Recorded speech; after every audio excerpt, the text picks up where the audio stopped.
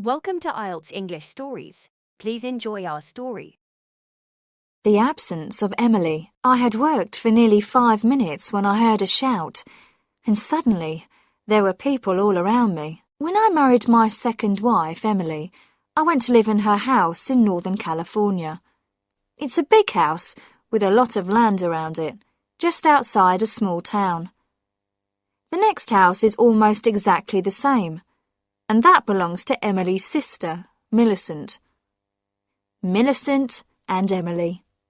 Sisters, but completely different in looks and in character. Millicent is tall and rather thin. She is very strong-minded and likes to control everyone around her, including Emily. She wasn't at all pleased when I came and took Emily away from her influence. Emily is rather short and, well, fat. As she says, she weighs 11 or 12 kilos too much. She doesn't claim to be very clever, and usually she does what other people want. Not always, though. For 3 weeks now, Emily had been away, but Millicent had been watching me closely. She was with me now, drinking coffee in our sitting room. The telephone rang, and I answered it. Yes?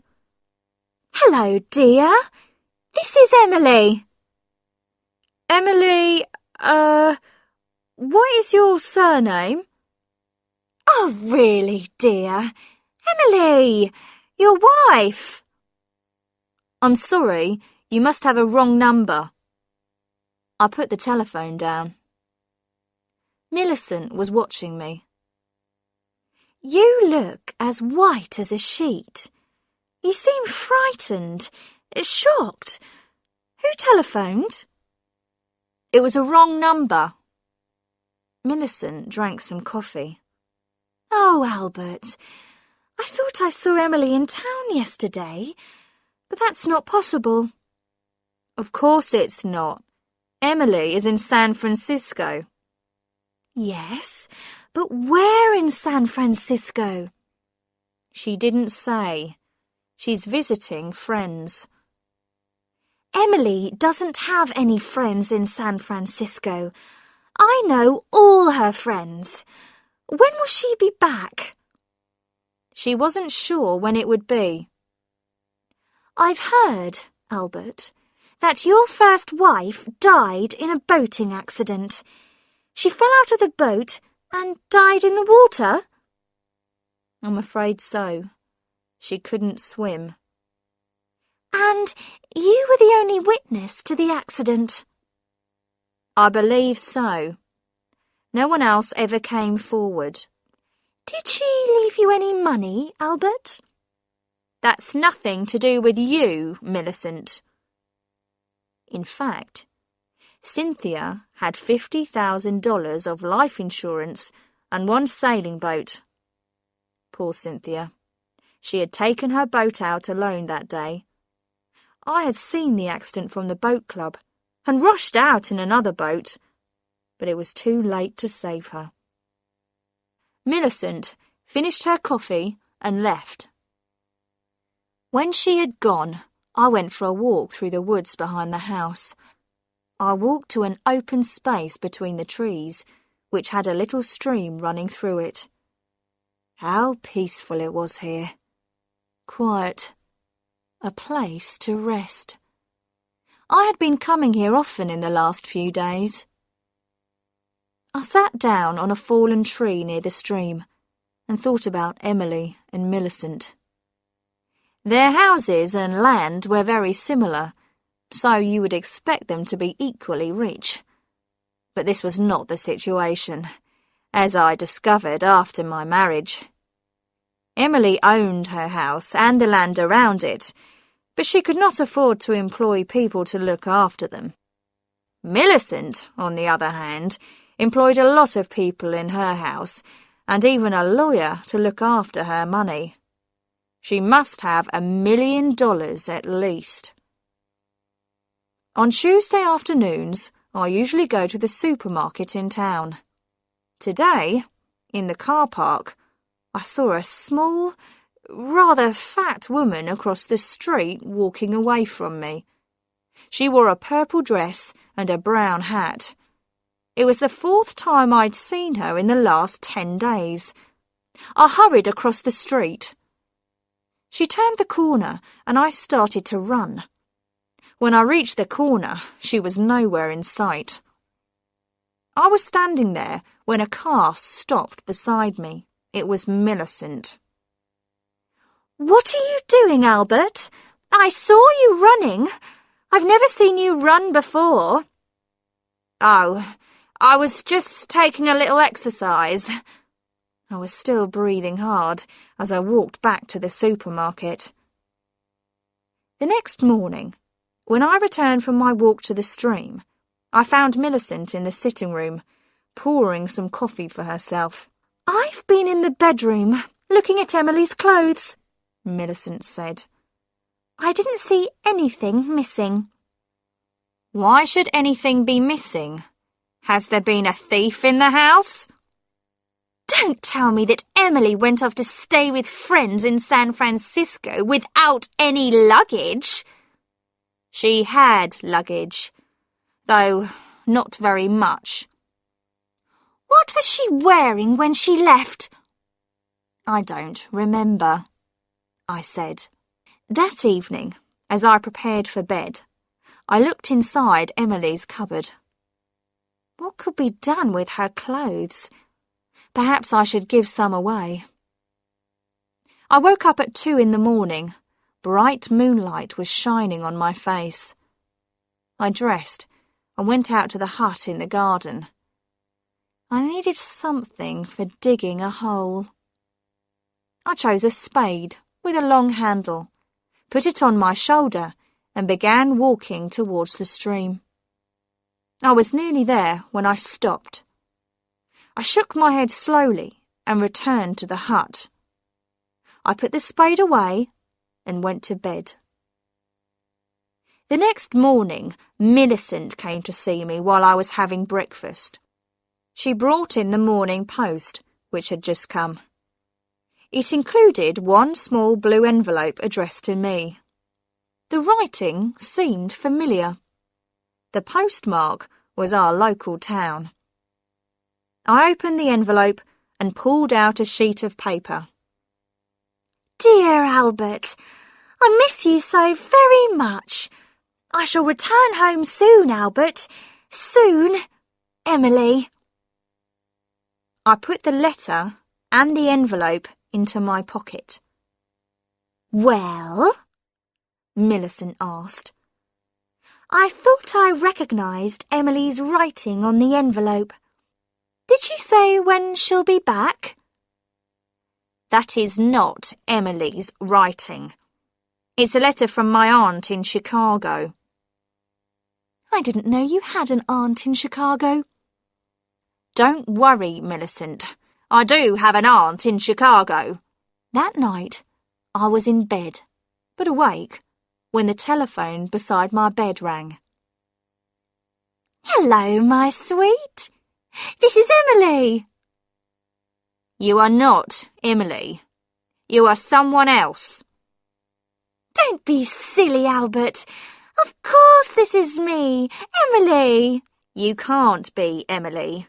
I know where she is, and she couldn't telephone at this time of night." "You think you know where I am?" "No, I'm not there now. It was too uncomfortable. So I left, Albert." I got out of bed and dressed.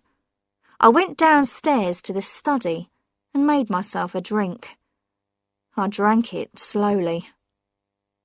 It was nearly 1 o'clock in the morning when I went to the garden hut again and took out the spade. This time I went all the way to the space between the trees. I stopped beside the highest tree of all. I began taking big steps, counting at the same time. 1, 2, 3, 4. I stopped at 16. Then I began digging. I had been digging for nearly 5 minutes when I heard a shout, and suddenly there were people all around me, shining lights in my face. I recognised some of the people who worked for Millicent, including her lawyer. Now Millicent herself stepped forward. So, you wanted to be sure she was really dead, Albert. And the only way to do that was to return to the place where you buried her. I am looking for old Indian knives, I said. There's a belief that if you find one in the light of the moon, it will bring you good luck. Millicent took no notice of this. She pointed to some people I didn't know. These are private detectives, she said. They have been watching you 24 hours a day ever since I guessed what really happened to Emily. She pointed at a small, rather fat woman. That's Mrs. Macmillan. She was the woman in the purple dress, and she copied Emily's writing. And this is Miss Peters. She is good at copying voices, and she was the voice of Emily you heard on the telephone. There were also 2 detectives, who had brought their own spades. Now they began digging in the hole which I had started. We knew you were getting worried, Albert, said Millicent. You almost dug her up last night, didn't you? But then you changed your mind. That was lucky, because last night I didn't have so many people to watch you. Tonight we were ready and waiting. The detectives dug for about 15 minutes and then paused for a rest. This ground is very hard, said one. They went on digging until the hole was 2 meters deep. Nothing has been buried here, said the other. The only thing we found was an old Indian knife. I smiled at Millicent. What makes you think I buried Emily? I left them and returned to the house. I had guessed from the beginning that Millicent was responsible for the false Emily that had appeared to me in different forms. It was all part of her plan. What had been her aim? Well, she believed that I had killed her sister. So she wanted to frighten me until I broke down and said, Yes, I killed her. I had been playing a game too. I wanted her to think I was frightened. And of course, I wanted her to think I had buried the body in that place in the woods. Now I was in a strong position. She had called me a murderer in front of all those witnesses. I could take the matter to a court of law and demand a large sum of money from her. But she wouldn't want to let that happen. She wouldn't want the world to know she had been stupid. She would prefer to pay those people to keep silent. Would that be possible? Well, it would help if I supported her story and said that nothing had happened at all. And I would do that for Millicent, if she gave me some money, a large amount of money. At the end of the week, my telephone rang. This is Emily. I'm coming home now, dear. Oh, great. Did anyone miss me? They certainly did. You haven't told anyone where I've been these last 4 weeks, have you, Albert? Especially not Millicent. I told her you were visiting friends in San Francisco. Oh, dear. I don't know anybody in San Francisco. Did she believe you? I don't think so. Well, I couldn't tell her I was going to a health farm to lose weight. I would be ashamed. And I wasn't sure that I would manage it. But I have, Albert. I have. I've lost 14 kilos. My figure must be as good as Cynthia's now. Well done, Emily. That's great. Why is Emily jealous of my first wife? They each have their place in my heart. Yes, but now none of my clothes will fit me. I'll have to get a lot of new clothes. Do you think we can afford it, Albert? We can now. With some help from Millicent. Thanks for watching. If you enjoyed the story, be sure to hit the like button and subscribe to our channel for more stories. Until next time, happy learning.